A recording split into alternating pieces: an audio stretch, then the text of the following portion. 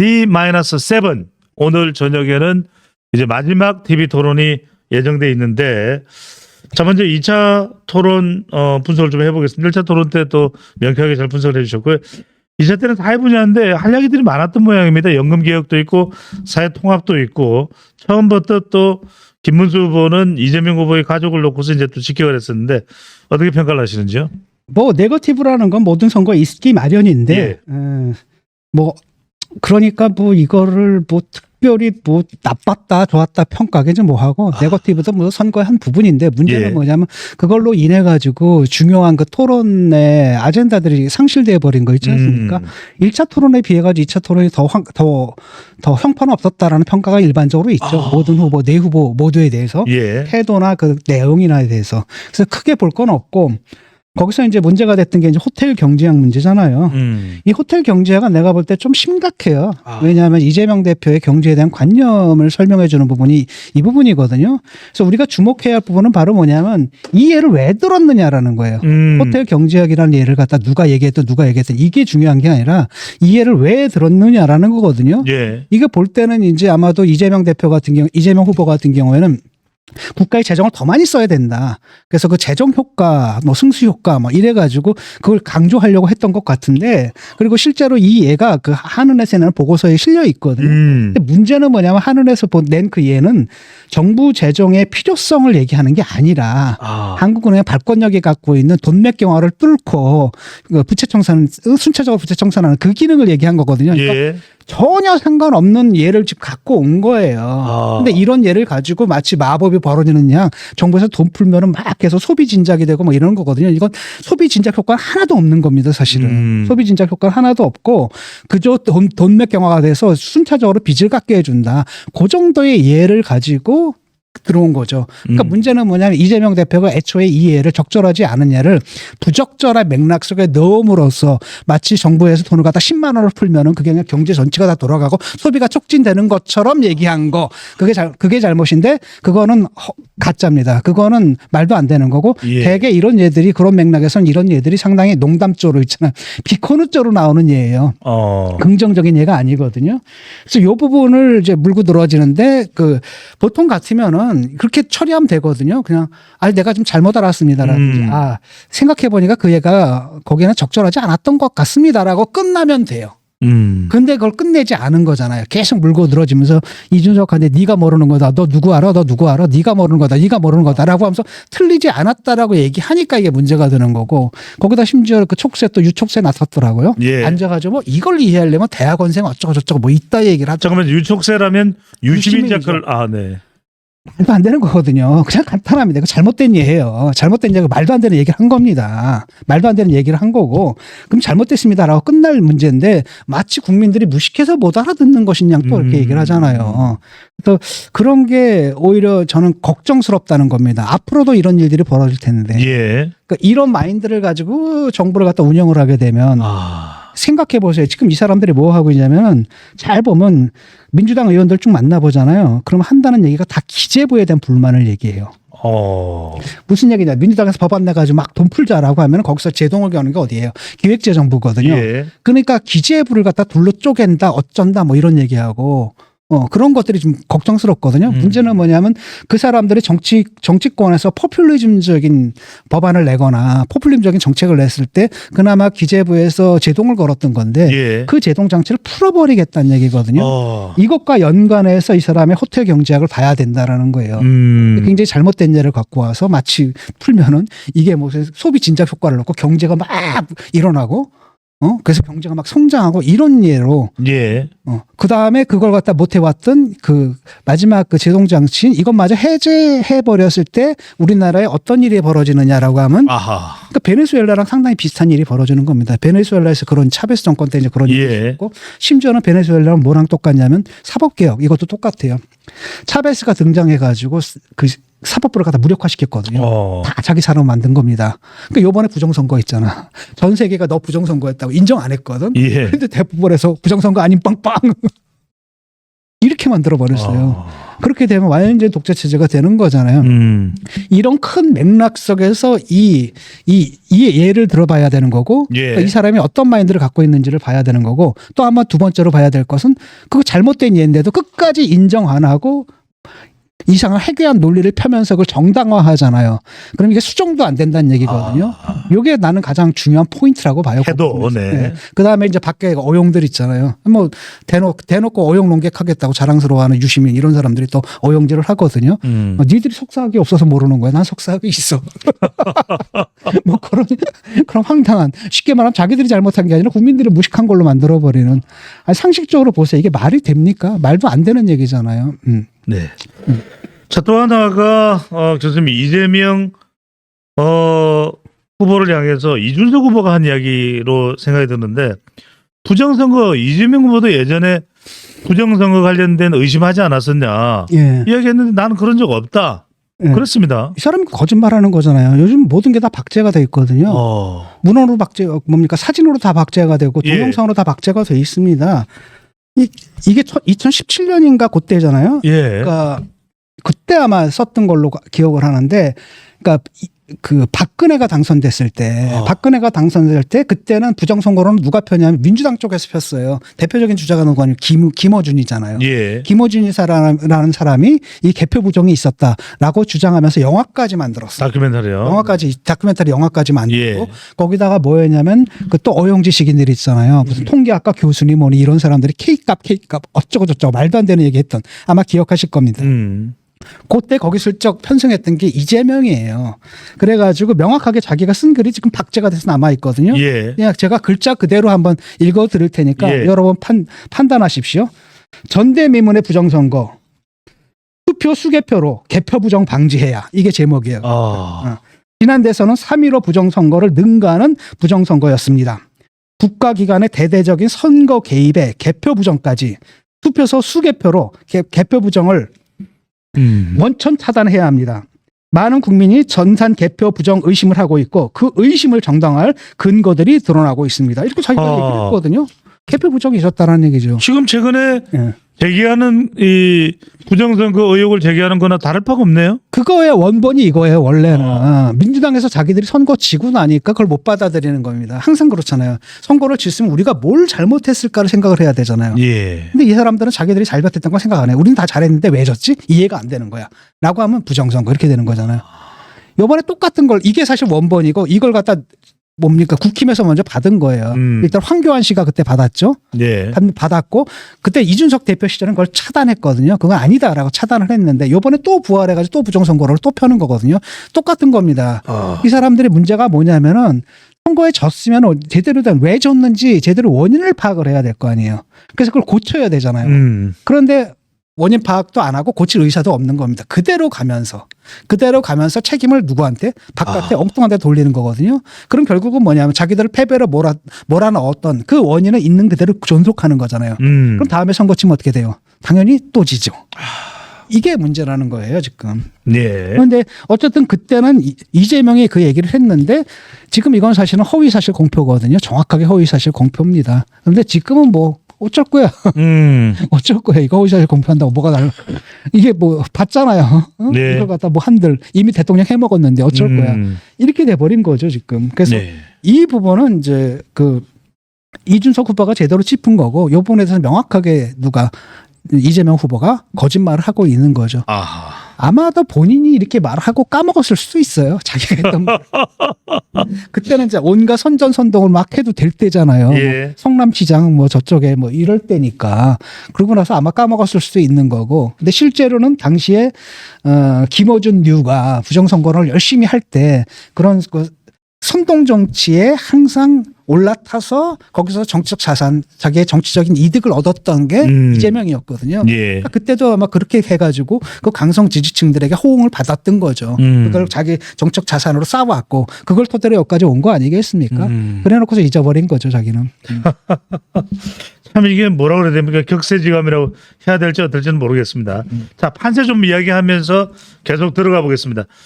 교수님, 일단 이 최근 지지율 동향을 보면은 이재명 후보가 50%대가 올라갔던 게 좀 내려오고 김문수, 이준석 후보가 동반 상승하는 또 지지율 나타나고 있는데 예. 일단 결집했다 이렇게 볼 수 있을까요? 일단은 뭐 투표율이 가까우면 가까울수록 이제 결집할 수밖에 없다는 예. 거잖아요. 그러니까 아예 그 중도도 아니고 그 무의사층이 있잖아요. 아직 결정하지 않은 사람들. 예. 그 퍼센티지가 점점 줄면서 이제 결정을 하거든요. 그런데 그렇게 머뭇거리는 사람들은 대부분 이제 보수층이 상당수가 이제 보수층인 거죠. 그 사람들이 슬슬 결집할 수밖에 없기 때문에 가면 갈수록 이제 표차는 줄어들 거라고 뭐 모든 사람들이 예측했고 저도 그렇게 예측했던 거죠.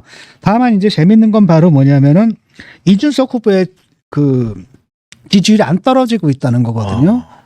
가면 갈수록 사실은 지3 후보의 지지율은 빠질 수밖에 없는데 예. 이게 계속 가고 있다는 같이 오르고 있잖아요. 오. 그래서 이준석 후보가 사실은 두 자리까지 넘어갔단 말이죠. 예. 그러니까 뭐 한두 건에서 나오더니 요즘은 이제 거의 대부분의 여론선거에서 10% 11. 그 정도를 유지하고 있거든요. 그건 뭘 의미하냐면은 김문수 후보는 아니다라는 거예요.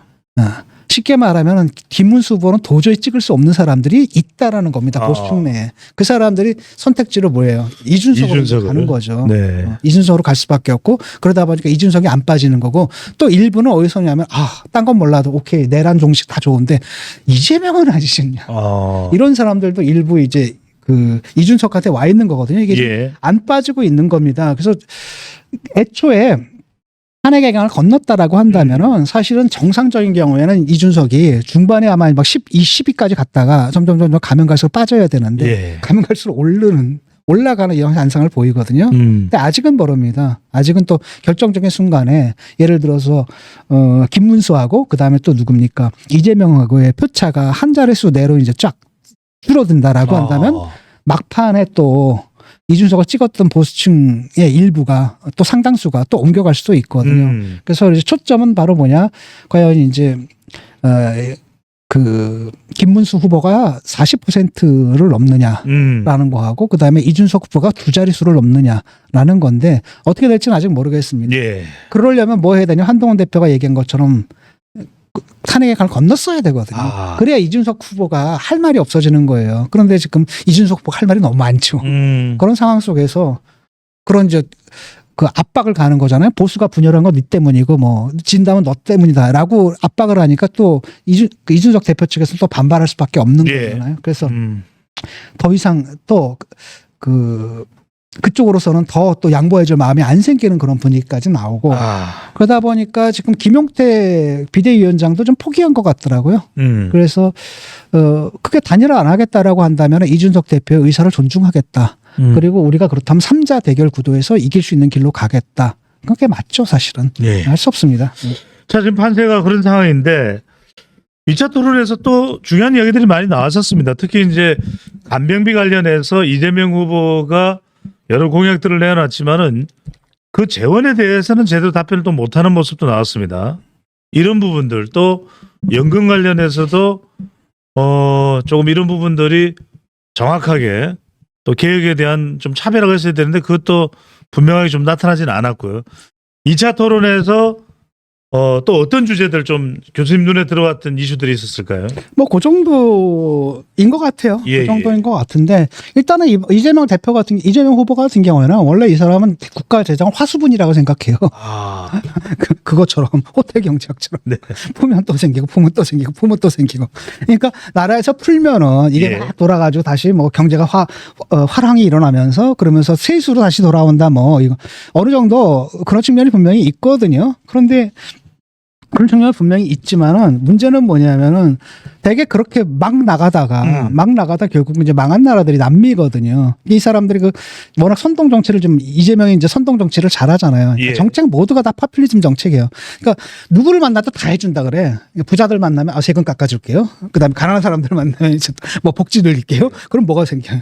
세금 깎으면 세수는 줄고 이 사람들 줄려면 뭐가 돼요? 지출은 늘고 그러면 뻥꾸가 나잖아요. 그거를 얘기 안 하는 거예요. 그러니까 이 사람은 국가 정책을 얘기하는 게 아니라 국가가 지속 가능한 어떤 국가 발전 또는 국가 운영의 정책을 얘기하는 게 아니라 득표 활동을 하고 있는 거거든요. 모든 사람들에 대해서 다 해주겠다라고 얘기를 한단 말이죠. 그렇죠? 그러니까 기업가들 만나면 규제 풀어주겠습니다라고 한 다음에 노동자들 만나면 규제 강화하겠습니다라고 얘기를 하는 거고. 그러니까 그때 말이 달라지는 사람이에요. 오늘 했던 말 어제 다르고 얼마 전에 자기는 뭐 부정선거 얘기한 적이 없다라고 이미 박제가 돼 있는데도 그냥 거짓말 하잖아요. 원래 그런 사람입니다. 그러니까 이걸 문제는 뭐냐면 이걸 국가를 운영하는 거랑 선거에서 득표하는 건 전혀 다른 문제잖아요. 근데 이 사람한테 이게 구별지면 안 되거든요. 그 대표적인 예가 그 거북섬 얘기예요. 거북섬 얘기. 넘어가 볼까요? 거북섬 저기 크게 논란이 되고 있는데 사실 간단한 이슈는 아닙니다. 이재명 후보가 유세장에서 거북섬 바로 경기도 시흥의 이 거북섬 인공적으로 조성되어 있는 그 섬 형태의 도시 내에 인프라에다가 웨이브 파크라고 하는 이제 이 건물이 지어졌는데 부산하고 경쟁하는데 깨어서 뭐든 빨리 다 해주겠다라고 이야기를 하고 건설을 했는데 자 그래도 유치를 참 해냈다라고 이렇게 자랑스럽게 이야기를 했습니다. 근데 불거진 것이 바로 이른바 노쇼 공실 문제가 불거졌습니다. 그 문제는 알잖아요. 거북섬이라는 게 지금 폭망의 대명사예요. 부동산 쪽 업종. 여러분 한번 유튜브 들어가서 부동산 한번 쳐보세요. 폭망의 대명사가 거북섬이거든요. 가면 아무것도 없습니다. 거의 87%인가 90%가 지금 완전 공실이거든요. 예. 그러니까 거기 투자했던 사람들이 다 망했어요. 엄청나게 망했고, 그다음 또 다른 한편은 뭐 했냐면은, 거기서 어떤 사람은 이제 그것 때문에 스스로 목숨을 끊는 일도 있었거든요. 아이고. 거기가 잘 된다라고 하니까 그냥 가진 돈 땅땅땅땅 모아 긁어가지고 빚까지 져가지고 샜는데 폭락을 한 거 아닙니까? 그러니까 그 책임은 뭐냐면 거기를 마린항으로 지정했던 건 사실은 국힘 정권이었습니다. 예. 그때 박근혜 정권이었고, 그 다음에 도지사가 남경필이었어요. 그때 했고, 그 다음에 거기다 숟가락을 또, 이때는 이때다라고 숟가락 얹은 게 누구냐면은 이재명이에요. 이재명이 거기 딱 그래가지고 웨이브 파크. 이게 들어오게 되면, 우와, 엄청나게 늘어날 거다라고 했거든요. 그러니까 그 웨이브 파크 할 때도 인허가 문제 같은 거 있지 않습니까? 아주 복잡할 거예요. 그걸 몽땅 다 생략하고 아마도 해줬겠죠. 그래서 그걸로 돈 번 사람들은 누구냐면은 그 분양했던 놈들. 그놈들은 다 먹고 떴죠. 근데 산 사람들은 뭐가 되는 거야? 폭망. 그래서 거기가 폭망의 대명사로 돼 있는데, 문제는 뭐냐면 거기 가가지고 봤어요. 그 유세할 때 여러분 거북섬에다 웨이브 파크 제가 도입했습니다라고 한다는 얘기. 거기 장사 잘 됩니까? 이렇게 묻는 거예요.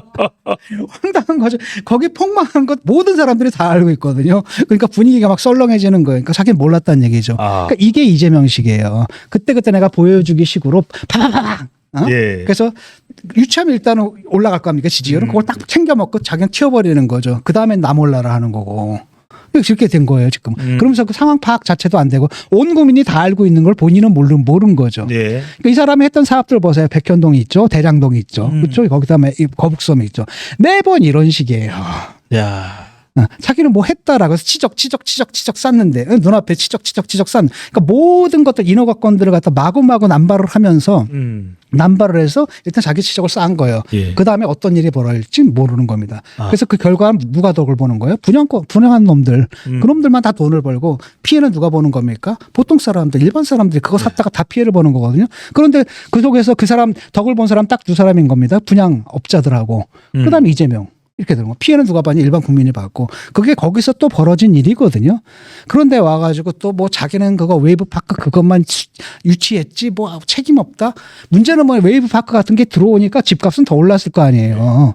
그래서 더 많은 사람이 피해를 봤을 거 아닙니까? 근데 그렇다면 거기에 대해서 실패를 인정을 하고 앞으로 어떻게 할 건지 그 문제를 거기에 좀 대화를 내놔야 되는데 여러분 장사 잘 됩니까? 하고 묻는 거야. 상황 파악 자체가 안 됐다는 거죠. 국민들 모두가 다 알고 있는데 이런 문제라는 겁니다. 오늘 정말 이야기를 해야 되는 주제는 바로 이 주제입니다. 한일합니다. 자, 홍준표 먼저 이 부분도 좀 여쭤보고 넘어갈게요. 교수님 뭐 이제 또 홍준표 전 대구시장 관련해서는 하실 말씀이 있으신지 모르겠는데 이번에는 민주당에 교감하는 듯한 그런 모습을 보이다가 이번에는 이준석의 투표 사표 아닌 미래에 대한 투자 이준석 지지 발언인가요? 네. 그 홍준표 씨는 이제 삐쳤잖아요. 삐쳐가지고 이제 난갑병에 걸렸다가 아닌가벼 하면서 이제 떨어져 나간 거잖아요. 대부분 다 그렇습니다. 최초에 그 친윤한테 붙어가지고 자기 당권을 잡으려고 했던 사람이 누굽니까? 대선 후보가 되려고 했던 게 원래는 홍준표예요. 총선 끝나자마자 총선 참패하자마자 바로 가서 뭐라고 얘기했습니까? 내가 한동훈 잡아줄 테니까 나 달라라고 얘기를 했죠. 그랬던 게 홍준표예요. 그래서 이번에도 그걸 믿었던 겁니다. 그 다음에 이제 탄핵 이후에는 이제 뭐가 된 겁니까? 나경원이 또 갔다가 예. 장갑회하고 이번에 들어가지고 원래 나경원이 그렇게 그 과격한 스타일은 아니거든요. 근데 막 드럼 퍼포먼스까지 하면서 막 과격해졌다 떨어져 버린 거잖아요. 그래서 근데 딱 보니까 이게 이제 사람들 보니까 국힘에서 볼 때는 홍준표를 뽑아놓으면은 양보 안 해줄 것 같아 한덕수한테. 근데 김문수는 뭐 양보하겠다고 얘기하네. 그래서 김문수를 밀어준 거예요. 근데 김문수 딱 되자마자 배신을 딱 때려버렸네.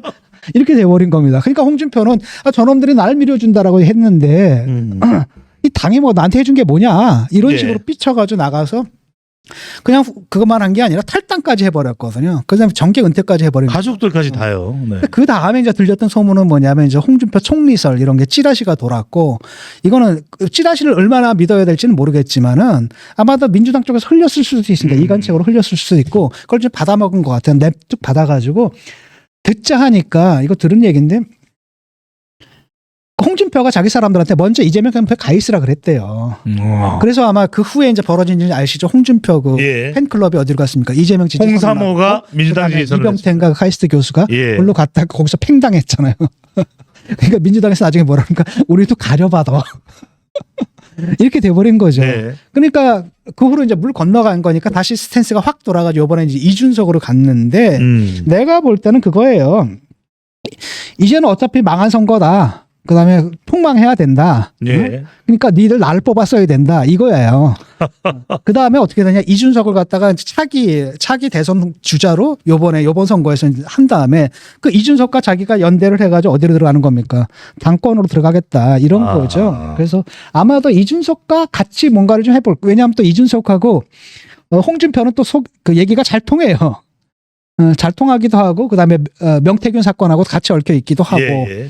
그래서 잘 통하기 때문에 아마도 이준석에 비벼가지고 뭔가를 좀 해볼까 이런 생각까지 좀 하는 것 같습니다. 네, 정말 더 이상은 말은 안 하겠다고 했었는데 계속 또 이게 SNS를 이번에 그 대구시장 하면서도 맨날 대구시장 올렸. 시정 얘기하는 게 아니라 맨날 중앙정치 얘기하잖아요. 예. 그러니까 관심은 그쪽에 가 있는 거고 이번에도 말이 이제 정계은퇴한 거고 정계은퇴 한 게 아니라 어차피 이번 대선 지면은 국힘은 이제 폭망이다. 그때 그 당권에 이제 당권에서 구심점이 사라지게 되면 이제 이준석이라든지 뭐 자기라든지 해서 당을 다시 잡겠다 뭐 이런 생각을 좀 하는 것 그런 그림을 그리는 것 같아요. 하여튼 지금 방송하는 27일 오후 4시 이 시간에도 아직까지는 단일화는 성사되지 않았습니다. 김용태 국민의힘 비상대책위원장이 일단 좀 제안을 합니다. 100% 국민 단일화 여론조사를 하자. 이게 어떻게 하자는 이야기고 교수님 보시기에 이걸 이준석 후보가 받을까요? 이제는 받지 않을 것 같아요. 그러니까 사실은 그때 누구죠? 나경원 의원하고 제가 이 문제를 가지고 강적들에서 같이 얘기한 바 있었거든요. 네. 그럼 단일화 하려면 단일화 룰을 만들어야 되지 않느냐. 예. 단일화 룰을 이거 정하는 게 사실 몇 달 걸리는 일이잖아요. 안철수하고 옛날에 그 윤석열 단일화 한번 보세요. 네. 그 전에 단일화도 그렇고 아주 오래 걸리잖아요. 룰 갖고 싸움하고 이래가지고 안 된다. 그래서 내가 뭐라 그랬냐면 최소한은 뭐냐면 이것도 이준석이 받을지 안 받을지 모르겠지만 예. 이준석이 이길 수 있는 그런 룰을 정해라. 라고 그 다음에 뭐라고 했냐면 그렇기 때문에 이른바 역선택 방지 이런 거 하지 말고 그냥 국민 여론조사에 붙여봐라. 전태로. 이렇게. 이래도 이준석은 받을까 말까다 이렇게 얘기를 했거든요. 예. 그랬는데 나경원은 그것도 못 받겠다 그러더라고요. 그러니까 그쪽 사람들은 왜 그렇게 되면 위험하니까 그건 못 받겠다라는 얘기거든요. 라고 한다면은 역선택 넣고 뭐 역선택 방지 넣고 이러면 결국 누가 되는 겁니까? 김문수가 되는 거잖아요. 그랬을 경우에는 이준석이 받을 리가 없는 거죠. 그러니까 한마디로 이준석한테 네가 양보하라는 얘기를 갖다 그렇게 하는 겁니다. 그러다가 이제 그게 안 통하니까 이제 김용태 비대위원장이 100% 국민 단일화 하자. 던져놓고 이제 백지 수표를 준 거예요. 네가 알아서 예. 조건을 써라. 근데 이제부터는 완전히 달라진 겁니다. 역전이 돼버린 거죠. 그전에는 뭐였습니까? 두 가지 얘기를 했죠. 아름다운 단일화하고 아름다운 단일화가 뭐야? 단판을 통해서 네가 물러난 얘기죠. 예. 이제는 그게 이제 역전이 된 겁니다. 이제는 100% 이걸로 하자. 그런데 이제 이준석 쪽에서 그 얘기를 하는 거 아름다운 단일화 하자. 그러려면 네가 물러나라.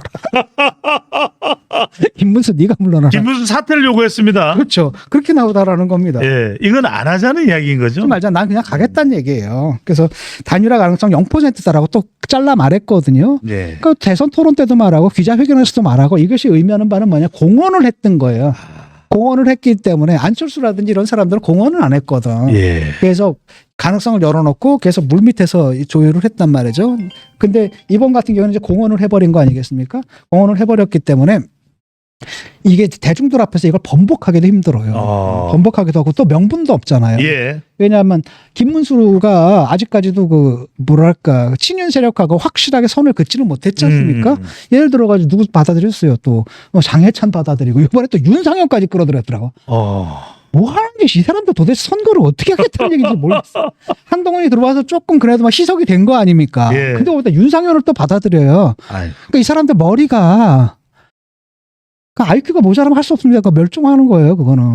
이게 뭐가 자꾸 약간 그런 리듬이네. 뭔가 이런 상태 속에서 윤상현 받아들인 상태 속에서 우리를 단일화자라는 예. 건 그 뭡니까 이준석 같은 게 명확하잖아요. 예. 탄핵 찬성한 거고 계엄에 반대한 거잖아요. 예. 그러니까 친윤과 절연해야 된다 이런 요구를 하고 있는데 그런 후보랑 단일화하자라고 하면서 윤상현을 받아들여 이게 말이 됩니까? 이게 항상 가도 거꾸로 가요, 이 사람들은 늘. 아직 정신 못 차리고. 이게 문제라는 거죠. 지난 총선 때도 뭔가 지지율을 올리려고 하는데 항상 윤이 등장. 의료모 발표, 윤석열 전 대통령 등장. 그래서 부산 가가지고. 예. 그다음에 파 들고. 교수님 어쨌거나 간에 이게 워낙 이제 남아있는 큰 이슈다 보니까 지금 게시판에 들어와 있는 분들에게 조사를 했습니다. 김문수, 이준석 단일화에 대한 당선의 생각은 단일화해야 된다가 우리 지금 게시판 회원들입니다. 59%. 단일하자 말아야 된다가 41%. 이런 적극적인 이 국민의힘 내에서의 간절함은 어떤 이유로 봐야 될까요, 교수님? 뭐 이겨야 되니까. 이겨야 되니까 지금 뭐 3자 구도로 가면 한 10% 이상 차이가 나는 거 아니겠습니까? 3자 구도로 지금 보니까 대충 좁혀지긴 했는데 대개 그러니까 6에서 뭐 12% 그 사이예요. 그러니까 여론조사마다 다른데 특히 이제 ARS 같은 경우는 좁혀진 걸로 나오고 그다음에 전화 면접 같은 경우는 상당히 벌어진 거거든요. 예. 쉽게 말하면 전화 면접은 샤이 보수가 있다는 얘기예요. 이 사람이 대답을 안 하는 거고 ARS는 좀 편하잖아요. 기계한테 하니까. 그러니까 거기서 샤이 보수가 좀 적극적인 응답을 하고 있는 겁니다. 그래서 그 적극적으로 응답을 한다라는 것은 결국 뭐예요? 그 샤이보스들 투표장에 나올 거라는 얘기거든요. 그런 의미에서 이제 가면 갈수록 요 차이가 좀 좁혀져요.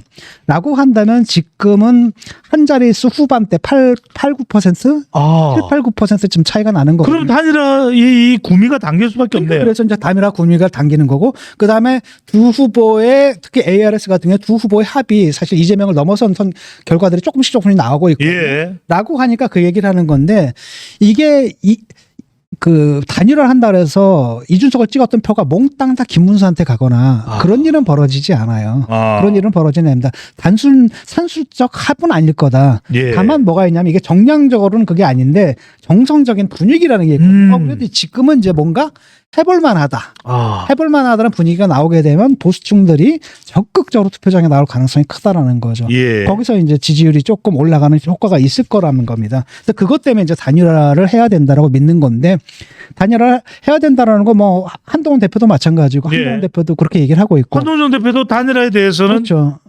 그 단일화하면은 다만 뭐냐면 예. 이준석하고 단일화하면서 뭐 당권 준다 이런 식의 거래. 그건 아니다. 친윤들이 쉽게 말하면 이기기 위한 단일화가 아니라 친윤들의 당권 수호. 예. 당권 수호를 위한 단일화에는 반대한다는 거, 단일화 자체는 찬성한다는 거거든요. 아마 이제- 보수층은 대부분 다 찬성한다고 얘기를 할 겁니다. 상당 부분. 예. 근데 이제 와가지고 근데 문제는 뭐냐면 단일화가 지금 되기가 힘든 상황이잖아요. 그럼 더 이상 단일화에 목을 매서는 안 됩니다. 그냥 가야 되는 거예요. 여기서 지체하면 안 되거든요. 그래서 그런 여론은 또 단일화에 반대한다. 이런 여론으로 지금 나타나고 있는 거라고 저는 봐요. 예. 교수님, 자, 그렇다면, 두 가지를 좀 여쭤봐야 될 것 같습니다. 첫 번째로는, 그럼 단일화를 하면 이게 이른바 뭐 비단 주머니가 되는 건지, 단일화를 하면 김문수 후보로 되든 아니면 이준석 후보로 되든 단일화된 후보가 이재명을 꺾을 수 있는 겁니까? 현재 지금 나온 여론조사만으로는 꺾기 힘들다라고 좀 나오고 있습니다. 근데 모르죠. 왜냐하면 또 하나의 변수가 이재명 변수가 있고 이재명이 계속 토론을 하거나 아니면 기자회견을 하거나 하면서 계속 무리수들을 좀 남발하고 있거든요. 예. 그래서 뭐 거북선 논란도 있고 뭐 호텔 경제학도 있고 예. 뭐도 커피도 있고요. 커피도 있고 커피도 있고 등등등등 매번 그다음에 이제 사람들이 느끼는 겁니다. 민주당 이 사람들이 움직이는 걸 보고 이거 사법부조차도 깨지는 게 아닌가라는 그런 공포감들이 좀 있거든요. 바로 이런 변수가 있기 때문에 어떻게 하느냐에 따라 달라지는데 현재 판세로서는 아직까지 단일화한다 하더라도 이기기는 힘들다. 예. 다만 표차를 많이 줄일 수 있고 이재명 변수 특히 이제 이재명이 지금 몸조심을 하고 있거든요. 굉장히 말을 사리고 그러니까 복싱을 하게 되면 아웃복싱만 하는 겁니다. 예. 쭉 치면서 바깥으로 나가고 있단 말이죠.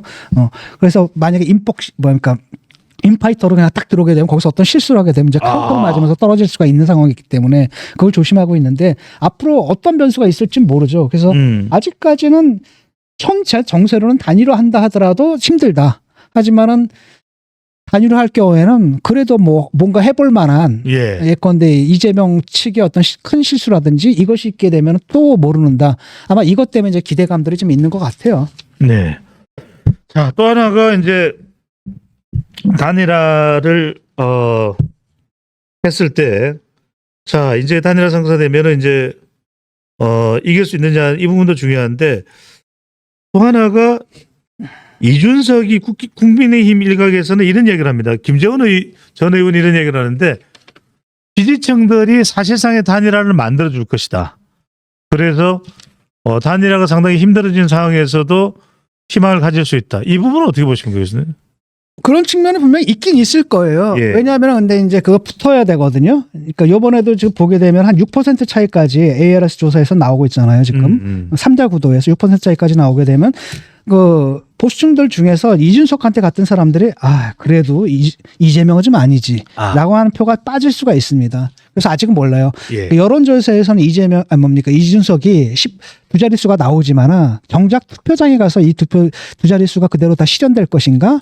그건 이제 아직 모르는 겁니다. 막판에. 그래서 그런 심리가 있을 텐데 그 심리가 또 한편으로는 제한적이에요. 왜냐하면은 김문수거든. 그러니까 지금 이준석한테 가 있는 표의 대부분은 뭐냐면 이쪽도 아니고 이재명도 아니고 그렇다고 김문수도 아니다라는 표거든요.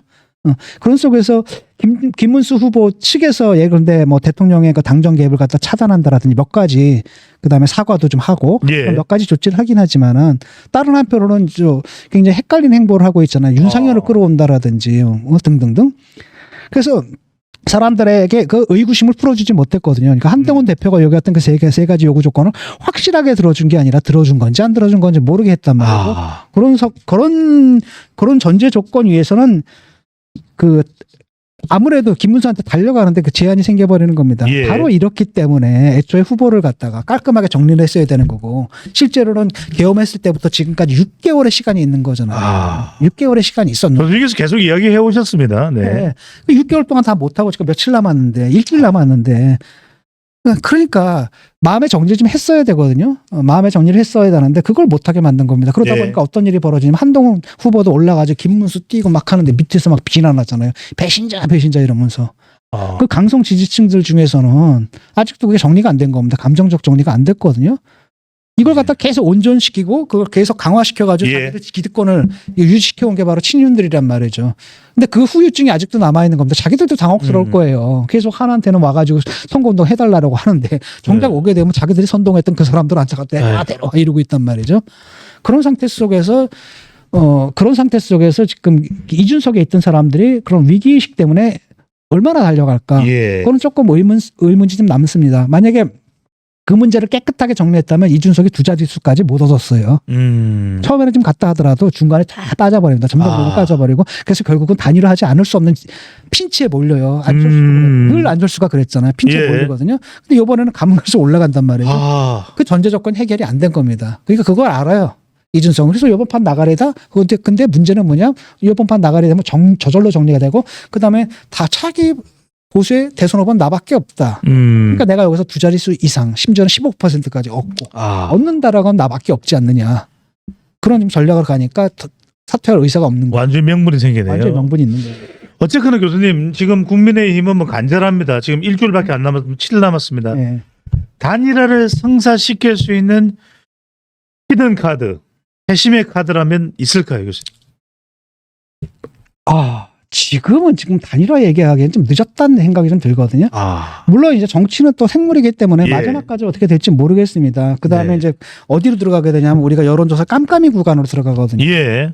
그 전이었다면 이제 그 이후로 지지율 추세를 보면서 뭔가가 나왔을 텐데 이제는 내일 오늘까지 조사하고 오늘까지 조사한 것만 발표가 되거든요. 그게 맞습니다. 마지막 여론조사거든요.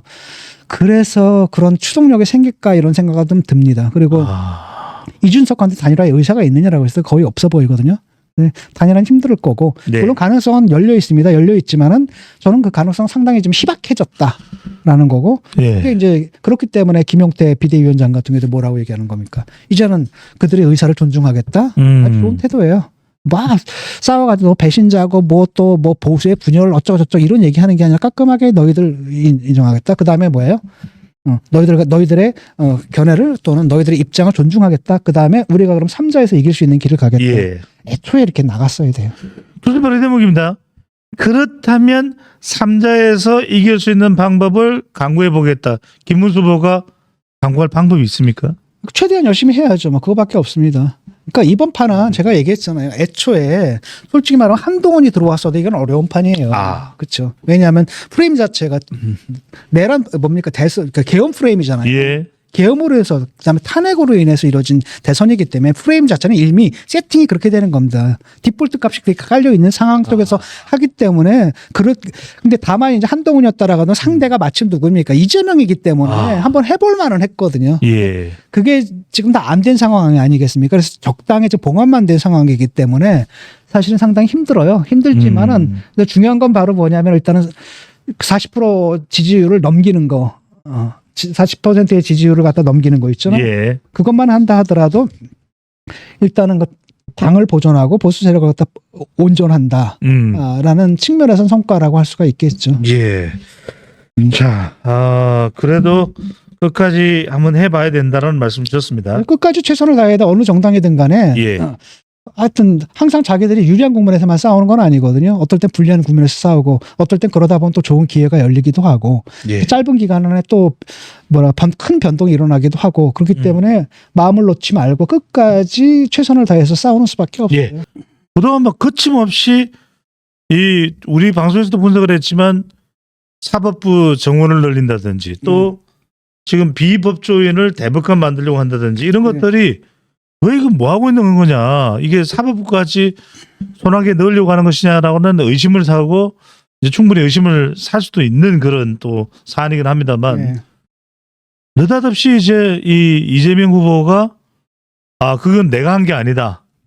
헌법기관인 의원들이 했다. 이렇게 좀 또 본인하고는 또 이렇게 선을 그었어요. 늘 그런 식이죠. 뭐 해보다 아니면 쓱 빠지고 해보다 아니면 쓱 빠지고 우리가 뭘 봐야 되냐면 이게 한 건이 아니라는 거예요. 예. 전반적인 흐름들을 다 봐야 되는 거거든요. 오케이. 대법원 100명 철회했다. 예. 아직 남은 게 있습니다. 대법원 정원 30명 늘리는 거예요. 그럼 18명이 는다라는 거거든요. 그 18명을 누굴로 채워질까요? 내가 볼 때 뻔하거든요. 요번에 법관 대표자 회의 소집했던 26명. 걔네들로 채워지는 겁니다. 예. 그럼 대법관이 정치적인 정치 판사들에 의해서 채워지는 거거든요. 그럼 대법관에서 나올 판결이라는 게 뻔해진다라는 거예요. 그건 아직 남아있는 겁니다. 누가 봐도 그 다음에 생각해 보세요. 그러니까 100명을 넣고 이건 사실 하나의 해프닝으로 볼 수 없는 게 이걸 법안 발의한 사람이 누구죠? 박범계예요. 박범계가 어떤 사람입니까? 전 법무장관 아닙니까? 법무부 장관이 했다라는 겁니다. 이걸 갖다가 김영민이나 아니면 누구야 이상한 애 있잖아요. 코인 잘하는 애 이런 애들이 했으면 이런 애들이 했으면 이렇게 볼 텐데 그게 아니라 전직 법무부 장관이 이런 안을 냈다라는 거예요. 라고 한다면은 이게 무슨 자기네들 당하고 아무 상관없는 개인의 일탈이냐 그렇게 볼 수는 없다라는 겁니다.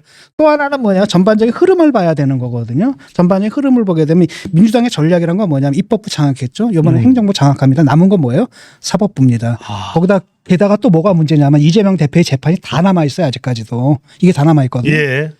그러니까 옛날에는 뭡니까 검찰 개혁한다고 얘기하다가 요즘 검찰 개혁 얘기 쏙 들어갔죠. 뭐예요? 다 사법 개혁으로 갑니다. 이렇게 가버렸거든요. 일단 검찰 개혁을 통해서 검찰로부터 뭘 뺏었습니까? 수사권 뺏었죠. 예. 그다음에 또 뭘 했습니까? 검사 파면제 도입한단 말이죠. 그렇게 되면은 기소권만 있는데 기소권만 있는데 이제는 기소도 못 해요. 까딱까딱 파면됩니다. 근데 검사 파면을 하잖아요. 그럼 어떤 일이 되냐면은 검사가 옷 벗으면 뭐예요? 변호사를 하잖아요. 예. 그것 때문에 이제 검사의 독립성이 좀 있는 거거든요. 경찰은 안 됩니다. 그게. 그러니까 경찰은 오히려 권력에 쉽게 넘어가요. 검사들은 그나마 안 되는 게 바로 뭐냐? 아니, 나는 여차하면 내가 옷 벗어서 변호사 할 수 있다는데 그 파면죄가 돌 때면 변호사도 못 해요. 아. 그러면 겁나가지고 기소할 수 있습니까? 기소 못하죠. 그 다음에 이제 넘어갑니다. 그럼 또 뭐가 있어? 법 왜곡죄라는 게 있습니다. 예. 그것도 원래 판사 포함했거든요. 판사가 유죄 판결 내리면 뭐예요? 법 왜곡죄 그래가지고 판사를 처벌하겠다는 겁니다. 야. 그러니까 그게 이제 그 반대에 부딪히니까 워낙 반발이 심하니까 슬쩍 빼가지고 판사는 뺐어요. 근데 검사입니다. 그 검사가 또 기소를 하게 되면 뭐가 됩니까? 법 왜곡죄로 또 처벌을 받을 수 있게 되는 겁니다. 그 다음에 또 판사가 오케이. 판결을 내렸습니다. 유죄 판결을 내렸죠? 그럼 뭐 합니까? 판사 탄핵하잖아요. 판사 탄핵을 하는 겁니다. 자, 그래서 판사 탄핵했어. 그것에도 불구하고 유죄 판결을 빵빵빵 내렸어. 그럼 뭐가 됩니까? 면소법이 있어요. 법 자체를 없애버려요. 법 자체를 없애버리는 겁니다. 그리고 또 그게 또 대법원에 넘어오잖아요. 그럼 대법원을 누구로 채우는 겁니까? 30명 해가 자기들 사람으로 다 채우는 겁니다. 오케이. 그럼에도 불구하고 유죄가 확정됐다? 라고 한다면 이제 뭐가 있습니까? 대법원. 헌법재판소. 그렇죠. 그 다음에 일단은 대법원장 예. 탄핵. 그 다음에 이거 헌법재판소로 가져간다는 거예요. 네. 이것이 의미하는 바는 뭐냐면 이재명하고 민주당 정치인들은 언터처블이 된다는 겁니다. 우리가 법으로 타치할 수 없는 우리가 갖고 있는 그 법이라는 것 위에 서 있게 된다는 얘기잖아요. 이게 지금 어디서 벌어졌습니까? 터키에서 벌어졌고, 그 다음에 베네수엘라에서 벌어졌고, 헝가리에서 벌어지고, 이런 문제거든요. 지금 미국에서도 이미 지금 벌어지고 있는 이런 문제인데, 이렇게 되게 되면은 결국 이제 그 독재국가로 가는 거죠. 예. 이런 전반적인 흐름 속에서의 하나의 예에 불과하다라는 겁니다. 그런데 이거 하나를 갖다가 접었다라고 해서 이 사람들이 접겠느냐? 아니거든요. 이재명은 집권하는 내내 아마 괴로울 겁니다. 결국은 누가 봐도 알죠. 그 유죄 나오면 이 사람 평생 감옥에 썩어야 될 거거든요.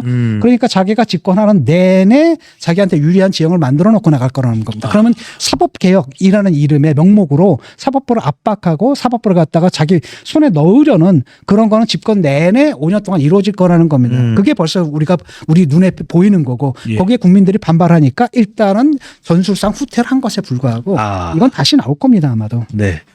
또 비법조인 대법관도 상당히 논란이 됐습니다. 교수님. 심지어는 뭐 김어준 대법관, 뭐 김재동 대법관 실제로 뭐 가능하기는 하지는 않겠지만 그러다 보니까 이 부분에 대해서도 자제해달라고 이야기를 했다.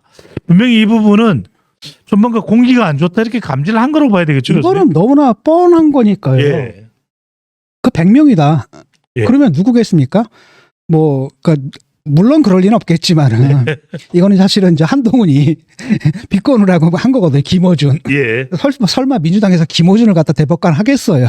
네. 그다음에 김재동 씨를 하겠어요. 그건 아니고 심지어는 논리적으로는 이런 사람도 가능한 제도다라는 네. 걸 하기 위해서 약간 과정법을 쓴 거고 실질적으로 가능한 건 뭐냐면 요번에 이재명 지지한 법조인들, 이재명 지지 선언한 법조인들이 있거든요. 걔들이 560명이에요. 야. 변호사니 뭐니 이래가지고 전직 판사니 변호사니 뭐 이래가지고 560명이거든요. 뻔하잖아. 이런 애들을 채울 거 아닙니까? 100명이면 줄자리가 많아지네요. 그렇죠. 그리고 그 다음에 만약에 30명은 아마 쟤들 추진할 것 같은데 30명은 18명이잖아. 이 18명은 판사회의 소집한, 판사 대표회의 소집한 그러니까 26명. 걔네들로 채워질 거라는 거죠. 그럼 대법원 구성이 다르는 게 정치적 편향, 완전히 편향이 되는 거고 특히 법조인들을 갖다 넣을 경우에는 어떤 일들이 벌어지게 되냐면 이게 이제 인민재판이 되는 거예요. 인민재판이 되는 거고 실제로 그게 어디서 벌어지는 겁니까? 베네수엘라 같은 데서 그렇게 하는 예. 전 지금 교수님 말씀 듣고 보니까 좀 아찔하다 이런 생각이 들기도 하는데. 그 아찔한 거고 제가 계속 경고하잖아요. 예. 지금 삼권 분립이 무너지잖아요. 다 무너지는 겁니다. 삼권 분립이 무너지면 다 무너지는 거고 지금 사법부는 좀 버티고 있는데 사법부만 지금 버티고 있는 거잖아요. 근데 문제는 뭐냐면 사법부 내에서도 26명의 반란이 일어났다라는 겁니다. 이건 내가 볼 때 사법부 내란이거든요. 내란입니다. 아니 생각을 해보세요. 여태까지 그러면은 1년 안에 하게 되어 있는 그 재판을 갖다가 계속 예. 끌고 이재명이 계속 재판을 회피하지 않았습니까? 이럴 때는 가만히 있었던 애들이 그 다음에 대법원장에 대해서 뭐 탄핵을 한다는 등 뭐 법관을 탄핵하겠다는 등 이런 식으로 사법부를 갖다 흔드는 일들을 계속 봐왔잖아요. 몇 년 동안. 예. 그때는 한마디도 못한 애들이 이재명 대표의 선거법 이거 가지고 그걸 갖다 조금 일찍 했다고 들고 일어난다는 게 뭘 의미하겠냐라는 거예요. 그래서 저는 사법부는 가만 놔두면 이게 우리가 시스템, 헌법적인 시스템이 있기 때문에 망가뜨릴 수가 없거든요. 근데 문제는 뭐냐면 사법부 내부에서 그런 반란이 일으키면 스스로 무너져요. 네. 그렇게 되면 뭐가 되는 겁니까? 우리가 기댈 것은 이재명이 안 그랬으면 좋을 텐데 안 그래 주셨으면 이재명의 선의에 기대할 수밖에 없는 건데 아무리 착한 사람이다 하더라도 선의를 믿으면 안 되는 겁니다. 우리가 시스템 같은 제도를 계획할 때는 성악설에 기반해야 돼요. 최악의 경우 쉽게 말하면 저 사람이 어떤 나쁜 마음을 먹었을 때 그때조차도 민주주의 시스템을 건드리지 못하게끔 만들어야 되는데 예. 이걸 갖다 몽땅 다 무너뜨려 놓고 오로지 이재명 총통의 선의에 기대해? 이건 아니다라는 거죠. 잘 이건 알겠지. 굉장히 무서운 겁니다. 지금 제가 계속 경고하는데 그렇게 가고 있는 거고 그 다음에 이재명이 그러더라고요. 그래도 언론이 남아있대. 국민일보 기자가 뭐라고 얘기를 했습니까? 당신들이 옛날에 징별적 피해 보상법 이걸 통해 가지고 언론을 통제하려고 그랬는데 거기에 대해서 어떻게 생각하십니까? 딱 뭐라 그래요. 딱 그 문제는 급한 거 아니까 나중에 얘기합시다. 무슨 얘기입니까? 언론 당연히 들어오는 거죠. 지금 보게 되면 MBC는 뻔한 거 아닙니까? MBC는 거기는 방송이 아니에요. 지금 거기는 무슨 프로파간다 머신이잖아요. 기자들이 아닙니다. 예. 완전 정치꾼들이거든요. 이미 자막에는 이재명 대통령 나온 방송도 있었다고 얘기해요. 그다음에 이제 YTN 들어올 거고 등등등 해가지고 완전 또 장악할 거거든요. 이렇게 되면은 저는 이게 여야를 떠나서 진보 보수를 떠나서 우리가 공동으로 딛고 있는 공동의 약속이 있잖아요. 헌법. 그다음 자유민주 시스템 이것이 무너지는 데 대해서 계속 경고를 하는 겁니다. 이건 봐야 된다. 이거 봐야 되는 거고 윤석열 거 같은 건 오히려 코미디예요. 그냥 간단하게 탄핵을 해버리면 되거든요. 그렇죠? 예. 탄핵했잖아요. 그러고 예. 이재명식으로 저렇게 까고 들어오는 건 수가 없어요. 이건 아래로부터 무너지는 겁니다. 다 합법적으로 할 거거든요. 쟤네들은. 그럼 실질적으로 무너지는 거고 이게 이제 민주주의는 어떻게 무너지는가는 책에서 그 저자들이 얘기했던 방식이잖아요. 새로운 방식이다. 옛날에는 쿠데타였다면은 요즘은 이런 식으로 안에서부터 합법적인 방식으로 이걸 무너뜨린다. 그게 지금 세계 곳곳에서 보이고 있다. 이게 한국에서도 지금 나타나고 있다라는 겁니다.